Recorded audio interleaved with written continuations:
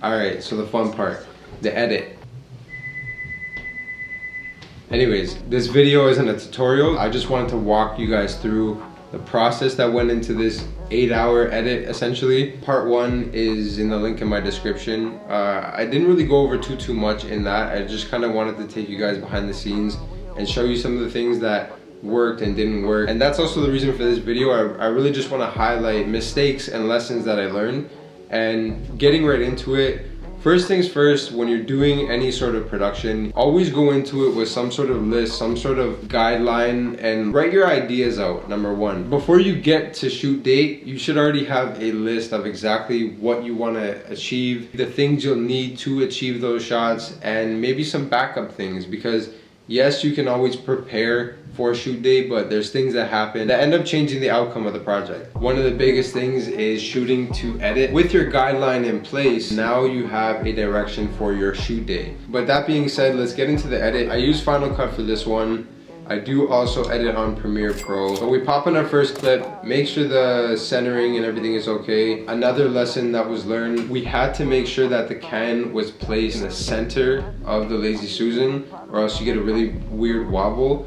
And there's still a slight wobble, so I had to make sure that I added keyframes to certain points where I could reduce the wobble as best as possible while the can was spinning, and when I mask it out, it wasn't leaving the mask and I didn't have to keyframe the mask too much. So leading into the next little point, one of my biggest mistakes was the blue screen.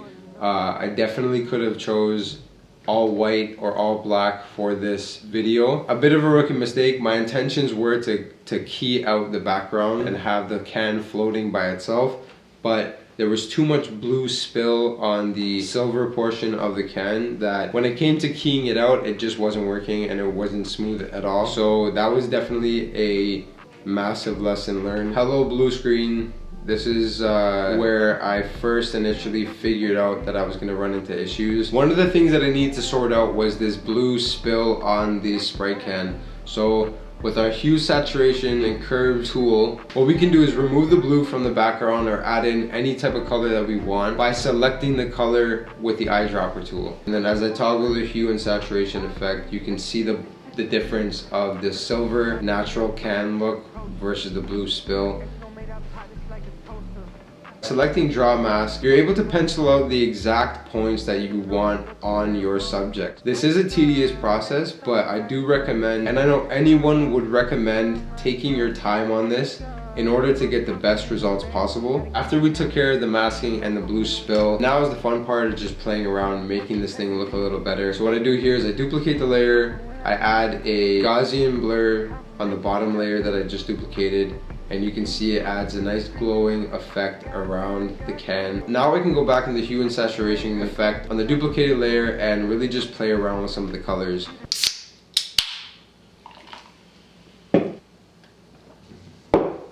So we adjusted the position, we adjusted the blue spill, and we had cropped out the can. Now is the fun part of just messing around with some ideas. Now that we have a shot that we can play around with, the best thing to do is to get your music into place, into position. So we got our music into place. Big shout out to Sisto for providing the beat. Half of the editing process is the audio, and you need to be editing to something. So now that we got this clip in place, the best thing that we do is bring our audio in, start seeing where the shot fits with the audio, and basically just messing around with the timing of everything. So first off, I started by keyframing some of the parts of the clip, adjusting the scale, rotation, and position to add some motion to the shot. Now that we have the positioning right and the timing right for everything, I added another layer underneath to give a sort of mirrored effect. Really just trying to make this shot a little bit more interesting for the viewer. So we add that in the bottom, we flip it, adjust the opacity, maybe blur it out a little bit. I thought that I was gonna use a smoke effect, didn't really work out too well. What I ended up doing was adding in multiple layers of white, black, and I created a yellow circle, again, just to give a little bit more eye candy for the viewers. On to our next shot, one of the shots of the can while it was wet. Back to our hue and saturation tool where I left it gray for the moment. I ended up making that shot green. I felt like it really made the Sprite can pop. Another shot that didn't go as planned was the fishing line shot, or the opening of the can. I've seen it in videos before and I really wanted to tackle it myself. I should have known better from the videos that I've seen, but essentially we're gonna mask out the can again, just because that blue spill really just didn't help at all.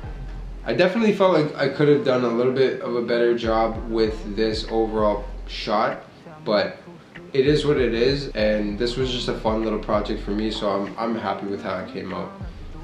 So the only bit of stock footage that I used for this video was from Motion Array.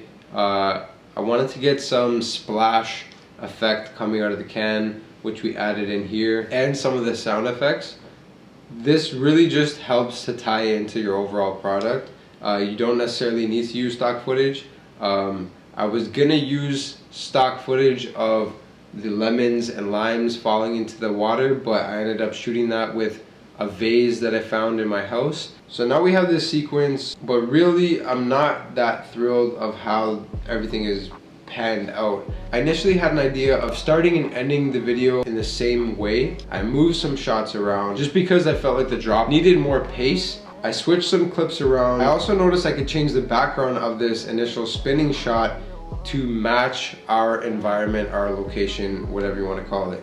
So I ended up doing that, and I felt like it just made that whole mirror effect that much better. Just another prime example. I felt like this shot was enough originally. Maybe I did too much to it by adding sort of a kaleidoscope effect, but I thought it looked sick and I stuck with it. But this is just an example of how the edit builds over time. If we go back to our first shot, we had this spinning opening shot with a white background. Now we have something completely different.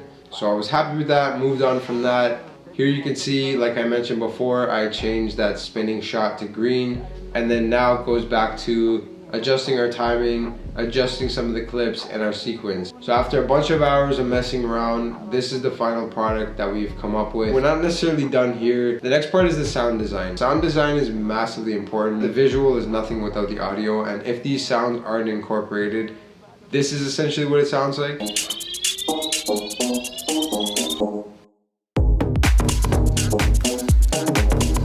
And with the sounds, this is what it sounds like.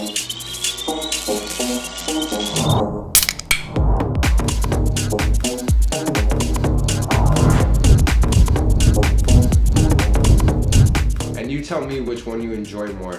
You're really just tying everything in and making it that much more realistic for your viewer. So it's definitely one of the most important parts.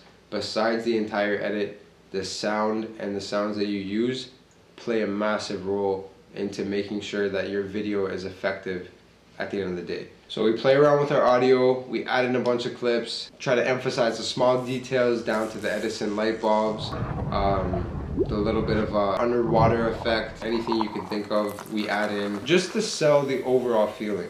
Even when I look at it now, I added layers and layers and layers just to make sure that everything came together as best as it could. If anyone is interested in a full-on tutorial of how to do something like this, I could definitely dive a little bit more deeper, but there's a lot. And I wasn't expecting it initially. I hoped that my preparation and planning was gonna benefit the overall production, which some parts it did, a lot of parts it didn't. It just led to more editing and post-production time. Just big learning lessons, and I'm glad that I did this on a fun test project before doing it on a serious production. So even if that's something you could take from this video, is always just try something out a couple times before you go right into it, just so you have some slight experience before tackling something that maybe you're on the line for. That's essentially it for this video. If you guys are interested in a full-on tutorial, how you might be able to do this with your phone, I did mention that in my first video. Let me know in the comments and I'll definitely make it a point to do one. But yeah, that's a wrap for this video. If you haven't already, subscribe, hit the like button, tap in. I appreciate you and I'll see you next week.